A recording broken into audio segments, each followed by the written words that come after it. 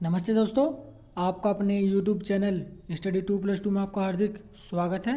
जैसे कि आप सभी जानते हैं कि इन वीडियो के माध्यम से हम संपूर्ण हिंदी ग्रामर को कवर करने वाले हैं। हिंदी ग्रामर में ये हमारा चैप्टर नंबर 11 है। यदि आपने हमारे चैप्टर नंबर 1 to 10 नहीं देखे हैं तो वीडियो के डिस्क्रिप्शन में जाएँ और 1 to 10 चैप्टर को अच्छे से देख लें। इसमें हमने एक एक चैप्टर को काफ़ी डीपली एनालिसिस करके आपको पढ़ाया है, जिससे आपकी आगामी परीक्षाओं में काफ़ी हेल्प होने वाली है। तो चलिए स्टार्ट करते हैं अपने ये वीडियो। ये देखिए चैप्टर नंबर 11 है और 11 नंबर चैप्टर में आज हम सर्वनाम को कवर करने वाले हैं। ये देखिए हमारा काफ़ी इंपॉर्टेंट टॉपिक है आपका सर्वनाम। ठीक है, तो चलिए स्टार्ट करते हैं अपने टॉपिक। ये देखिए जैसे कि एक परिभाषा दी हुई है। देखिए ये एक परिभाषा दी है। सबसे पहले हम परिभाषा को पढ़ लेते हैं। जो शब्द ज्ञान के स्थान पर प्रयोग किए जाते हैं उन्हें सर्वनाम कहते हैं। देखिए जो शब्द जो है आपके संज्ञा के स्थान पर प्रयोग किए जाते हैं ना, उन्हें सर्वनाम कहते हैं। संज्ञा के बारे में हमने अच्छे से देखिए आपको पढ़ाया हुआ है। ठीक है, तो अब मिस मत कर देना, ये मत बोलना कि हमें संज्ञा के बारे में नहीं पता है। अगर नहीं पता है तो हमारी वीडियो के डिस्क्रिप्शन में जाए ना, वहाँ से संज्ञा को अच्छे से पढ़ लें। ठीक है, तो चलिए आगे देखते हैं। ये देखिए लिखा है सर्वनाम शब्द का अर्थ सबका नाम। देखिए सर्वनाम शब्द का जो अर्थ होता है ना, वो होता है सबका नाम, अर्थात वे शब्द जो सबके नाम के स्थान पर प्रयुक्त होते हैं। ठीक है, चलिए आगे देखते हैं। ये देखिए हमारा यहाँ से देखिए कि इंपॉर्टेंट क्वेश्चन बनता है, एग्जाम में पूछा जाता है कि सर्वनाम के कितने भेद होते हैं। ठीक है, ये देखिए काफ़ी पूछा, अच्छा क्वेश्चन है, काफ़ी इंपॉर्टेंट। तो हमारा आंसर क्या होगा कि सर्वनाम के 6 भेद होते हैं। ये देखिए 6 भेद होते हैं। कौन कौन से होते हैं भेद, आइए जान लेते हैं। देखिए नंबर 1 पर आता है हमारा पुरुषवाचक सर्वनाम। नंबर 2 पर आता है निश्चयवाचक सर्वनाम। नंबर 3 अनिश्चयवाचक सर्वनाम। नंबर 4 संबंधवाचक सर्वनाम। नंबर 5 प्रश्नवाचक सर्वनाम। और नंबर 6 में आ जाता है हमारा जिनवाचक सर्वनाम। तो सबसे पहले हम देखें पुरुषवाचक सर्वनाम को पढ़ेंगे। ये देखिए पुरुषवाचक सर्वनाम, ये देखिए हम आ गए अपने टॉपिक के ऊपर। पुरुषवाचक सर्वनाम ये रखा, इसे जान लेते हैं। जो बोलने वाले, सुनने वाले अथवा जिसके बारे में कुछ कहा जाए, इन तीनों व्यक्तियों को बोध कराते हैं, उन्हें पुरुषवाचक सर्वनाम कहते हैं। जैसे वह, तुम, मैं आदि। ठीक है, तो पुरुषवाचक सर्वनाम के देखिए 3 भेद होते हैं। यहाँ से भी आपका क्वेश्चन पूछा जाता है। ठीक है, तो ध्यान रखिएगा कि पुरुषवाचक सर्वनाम के कितने भेद होते हैं, तो हमारा आंसर होगा 3 भेद होते हैं। ठीक है, चलिए देख लेते हैं कौन कौन से भेद। सबसे पहले में आ जाता है उत्तम पुरुष। ठीक है, बात करने वाले या लिखने वाले व्यक्ति देखिए अपने मन के बदले, अपने नाम के बदले जिन सर्वनामों का प्रयोग करता है उन्हें उत्तम पुरुष सर्वनाम कहते हैं। तो कौन कौन से उत्तम पुरुष, जैसे कि आपका मैं हो गया, हमको, हमें, मुझे, ये जब तो है सर्व उत्तम पुरुष में के अंतर्गत आते हैं। ठीक है, किसके अंदर, उत्तम पुरुष के अंतर्गत आते हैं। ये जितने भी आपके सर्वनाम है। ठीक है, अगला देखते हैं। ये देखिए मध्यम पुरुष दिखा हुआ है इसमें, मध्यम पुरुष, इसके बारे में पढ़ लेते हैं। जो सर्वनाम शब्द बात सुनने वाले के नाम के बदले प्रयोग किए जाते हैं उन्हें मध्यम पुरुष सर्वनाम कहते हैं। देखिए जैसे लिखा है आप लोग, यानी कि यानी कि 2 व्यक्ति हैं। अगर मैं अपने नाम के साथ कोई सर्वनाम जोड़ता हूँ तो वो उत्तम पुरुष के अंतर्गत आएगा।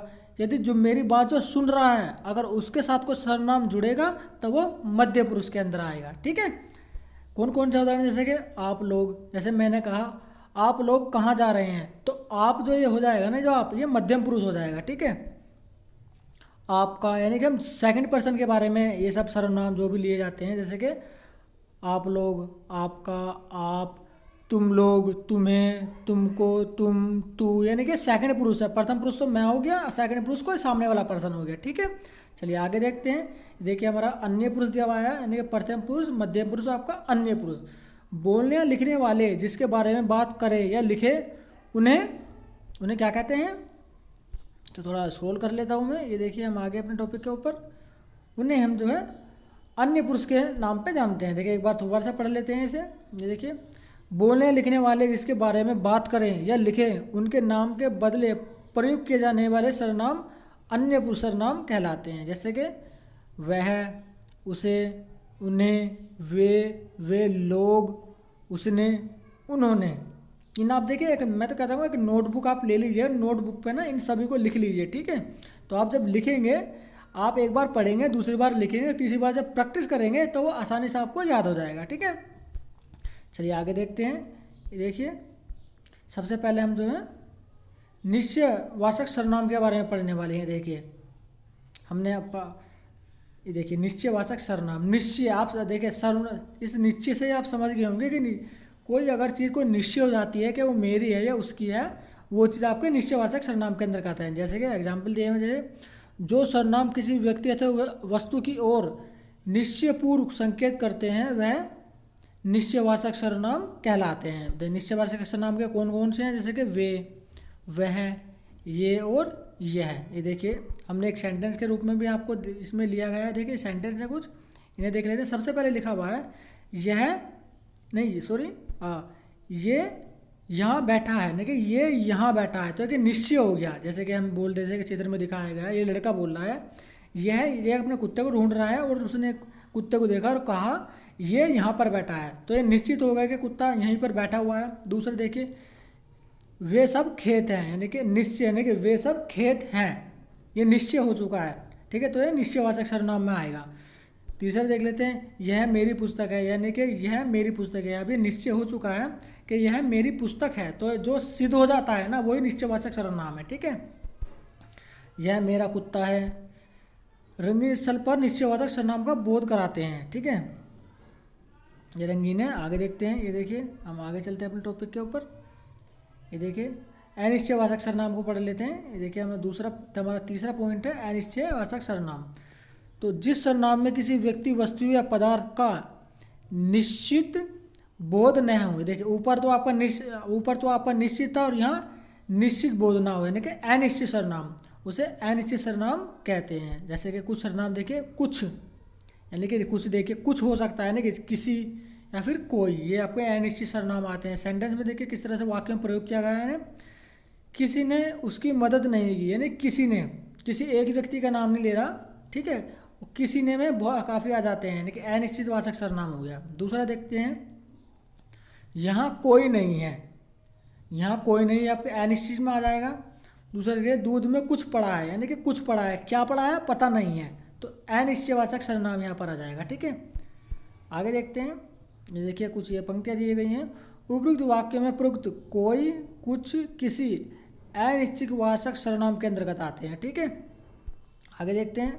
देखिए आगे आपका संबंध, हम देखिए संबंधवाचक सर्वनाम के बारे में पढ़ लेते हैं, ठीक है। देखिए इम्पोर्टेंट पॉइंट है संबंधवाचक सर्वनाम, तो इसे देख लेते हैं। देखिए संबंधवाचक सर्वनाम यानी कि नाम से पता चल गया होगा आपको, संबंध यानी दो व्यक्ति या दो वस्तुओं के बीच संबंध स्थापित करना, ठीक है। जिस सर्वनाम का प्रयोग संबंध बताने के लिए किया जाता है उसे संबंधवाचक सर्वनाम कहते हैं। जैसे कि जो, सो, जिनके, जिसकी या उसकी, ठीक है। वैसे हम देखिए वाक्य देख लेते हैं। जिसकी लाठी उसकी भैंस, ऐसे लाठी यानी कि जिसके हाथ में लाठी होती है उसकी भैंस होगी, ठीक है, तो दोनों के बीच में संबंध आ गया, भैंस और व्यक्ति के बीच में, ठीक है। आगे देखते हैं। जो करेगा सो भरेगा, यानी कि जो भी व्यक्ति कुछ गलत करेगा उसका दंड उसी को मिलेगा, ना कि किसी अन्य पुरुष को, ठीक है, यानी कि संबंध। ये तीसरा देखते हैं। जैसा करेगा वैसा भरेगा, यानी कि जो जैसा करेगा उसको वैसा ही दंड मिलेगा, ठीक है, या वैसा ही फल मिलेगा। उपरोक्त स्थल में देखें, इन तीनों में जितने भी आपके तीनों अगर हमने वाक्य लिए हैं उनमें संबंधवाचक सर्वनाम है, ठीक है। चलिए आगे देखते हैं। ये देखिए पर्सनवाचक सर्वनाम, पर्सनवाचक, देखिए नाम से आपको पता चल गया है, देखिए पर्सनवाचक सर्वनाम, ठीक है। तो पर्सनवाचक सर्वनाम की एक ट्रिक भी होती है, मैं आपको बता देता हूँ, लेकिन सबसे पहले हम इसको पढ़ लेते हैं। जिस सर्वनाम से पर्सन पूछने का बोध हो, यानी कि जिस सर्वनाम से जो है जिस किसी वाक्य में पर्सन पूछने का बोध होता है उसे पर्सनवाचक सर्वनाम कहते हैं, ठीक है। देखिए कुछ एक जैसे कि आपके किसके, क्या, कौन आदि, ठीक है। तो हम वाक्य देख लेते हैं। वाक्य में किस तरह से प्रयोग किया है हमने इन्हें, जैसे कि तुम किसके साथ गए थे, तो एक पर्सन पूछ रहे हैं आप, ये देखिए व्यक्ति है अपने बच्चे से पूछ रहा है कि तुम किसके साथ गए थे, यानी कि अपने बच्चे से इसने पर्सन किया है। देखिए पर्सनवाचक में जो पर्सनवाचक ये चिन्ह होता है आपका, देखिए इस तरह से चिन्ह होता है, ये वाला ये लगा हुआ होता है, ठीक है, पर्सनवाचक वाक्यों में, ठीक है। तो इस वाक्य इसे पहचान कर भी आप अंदाज़ा लगा सकते हैं कि पर्सनवाचक सर्वनाम है, ठीक है। अगला देख लेते हैं। तुम्हारी जेब में क्या है, यानी कि एक जो है व्यक्ति बच्चे से प्रश्न करता है कि तुम्हारी जेब में क्या है। ठीक है, तो देखिए दोबारा आपका प्रश्नवाचक चिन्ह आ गया है। तीसरा देखते हैं, कौन आ रहा है। एक पूछ रहा है व्यक्ति अपने बच्चे से कि कौन आ रहा है, तो प्रश्न कर रहा है, तो ये देखिए प्रश्नवाचक चिन्ह भी लगा हुआ है। ठीक है, देखिए ये आपके उपरोक्त वाक्यों में स्थूल शब्द जो है आपका प्रश्नवाचक सर्वनाम है। ठीक है, आगे देखते हैं। ये देखिए हमारा लास्ट है सर्वनाम, ये आपका जिनवाचक सर्वनाम। ठीक है, हम जिनवाचक सर्वनाम के बारे में पढ़ लेते हैं। देखिए जैसे कि लिखा हुआ है कि जो सर्वनाम किसी भी पुरुष में कर्ता के स्वयं के लिए प्रयुक्त होते हैं वे जिनवाचक सर्वनाम होते हैं। देखिए मैं थोड़ा डीपली बता देता हूँ, यानी कि जो सर्वनाम जो है, जो कोई सर्वनाम किसी भी पुरुष में कर्ता, यानी कि जो उस वाक्य को यानी कार्य को करता है, कर्ता के स्वयं के लिए यानी कि खुद के लिए प्रयुक्त किया जाता है, वे जिनवाचक सर्वनाम होते हैं। देखिए ये देखिए वाक्य दिया हुआ है, यह पत्र रवि ने स्वयं लिखा है, यानी कि रवि ने जो है स्वयं लिखा है। देखिए स्वयं, ठीक है, तो ये इसका जो हो गया आपका पूर्व, यानी कि जो करता है वो कार्य को खुद ही कर रहा है, तो जिनवाचक सर्वनाम। दूसरा देख लेते हैं, इसे मैं आप पढ़ लूँगा, यानी कि ये बच्चा है बोल रहा है कि ये किताब या कुछ भी XYZ वो उसे खुद ही पढ़ लेगा, ना कि किसी दूसरे से पढ़वाएगा। ठीक है, यानी कि कर्ता जो सर्वनाम अपने नाम के साथ यूज करता है वो जिनवाचक सर्वनाम कहलाते हैं। ठीक है, वह खुद जिसका, देखिए इसमें तीसरा दिया हुआ गया है, वह खुद इसका जिम्मेदार होगा, यानी कि जो भी कुछ कार्य कर्ता कर रहा है अगर उसका कुछ गलत हो जाता है तो उसका खुद ही जिम्मेदार होता है। ठीक है, ये देखिए हमने काफ़ी अच्छे से देखिए सर्वनाम को कवर कर लिया है। ठीक है, देखिए कुछ और एग्जाम्पल दिएंगे, जैसे कि विशेष में दिया गया है आपका, आप, ये, हम, तुम, वे सब जो है ना बहुवचन रूप है। ठीक है, हाँ बिल्कुल सही बात है। देखिए आप एक ही व्यक्ति को भी क्या बोल सकते हैं, वो तीन या दो व्यक्ति को भी बोल सकते हैं। ये जो जितने भी ये वाले सर्वनाम है बहुवचन है। ठीक है, कभी कभी पूछ लिया जाता है इनमें से कौन सा सर्वनाम बहुवचन है। ठीक है, किंतु आदर प्रकट करने के लिए इनका प्रयोग एक ही व्यक्ति के रूप में किया जाता है। लेकिन अगर कोई सर्वनाम देखिए, जो अगर सर्वनाम ही पूछा जा रहा है क्वेश्चन में, आप क्या पूछा जाएगा आपको एग्जाम में कि इन 4 सर्वनाम दे दिए जाएंगे, उनमें से पूछा जाएगा कि इनमें से कौन सा बहुवचन सर्वनाम है। ठीक है, तो इनमें से जो भी एक होगा वो बहुवचन। लेकिन अगर 4 वाक्य दे दिए जाएं, ठीक है, और उनमें से कोई इसमें लिखा होता है सर्वनाम और वो आदर प्रकट करने के लिए होता है, तो वहाँ पर आपका एक वचन होगा। देखिए, किंतु आदर प्रकट करने के लिए एक व्यक्ति के लिए भी होते हैं। ये देखिए एक व्यक्ति के लिए भी ये जो होते हैं, कैसे होते हैं, जैसे कि ये देखिए आप शब्द का प्रयोग पुरुषवाचक और जिनवाचक दोनों सर्वनामों में होता है।